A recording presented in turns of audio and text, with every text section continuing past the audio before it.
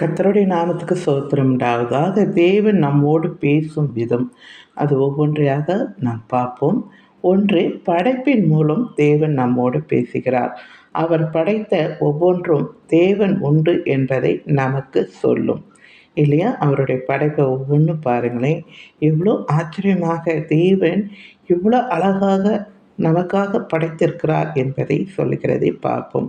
ரெண்டாவது, வசனத்தின் மூலம் தேவன் நம்மோடு பேசுகிறார்.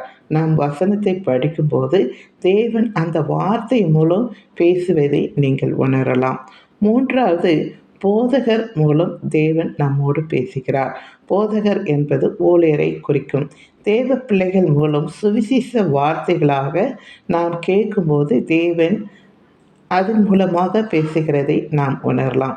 ஊழியர் வாயில் என் வார்த்தையை போடுவேன், அவர்கள் பேசுவார்கள் என்று வேத வசனம் சொல்லப்பட்டு இருக்கிறது அல்லவா? அதனால் நம்மோடு பேசுவதை நீங்கள் நிச்சயமாக கண்டு கொள்ளலாம்.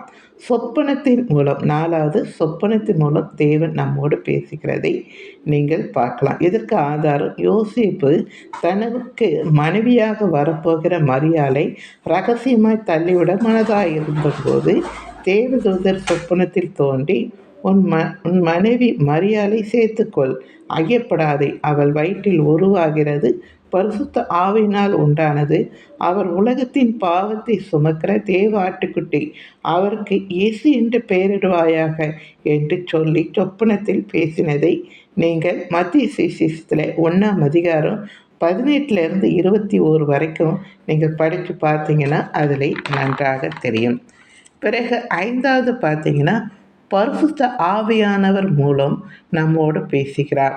நாம் தவறு செய்யும்போது வழி இதுவே, இதிலே நடவுங்கள் என்று ஒவ்வொரு காதலையும் ஒலிக்கும். பிறகு பரிசுத்த ஆவியானவர் நம்மை அழைக்க வேண்டும். உங்கள் உள்ளத்தில் நீங்கள் அலையுங்கள், அவர் உங்களை பரிசுத்தப்படுத்துவார், பரம ராஜ்யத்துக்குள் அழைத்து உங்களை செல்லுவார்.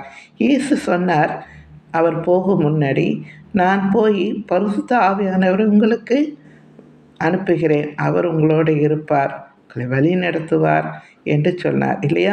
பரிசுத்த ஆவியானவர் நமக்காக பெருமூச்சோடு வேண்டுதல் செய்கிறாராம். எவ்வளோ அருமையான அந்த பரிசுத்த ஆவியானவர் தேவன் நமக்கு கொடுத்திருக்கிறார் இல்லையா? அவரை ஒவ்வொரு நாளும் அழைச்சி என்னை பரிசுத்தப்படுத்துங்க என்று அவர்கிட்ட ஜெபம் பண்ணுங்க, இயேசு மூலம் கேளுங்க. சரிங்களா? தேங்க்யூ.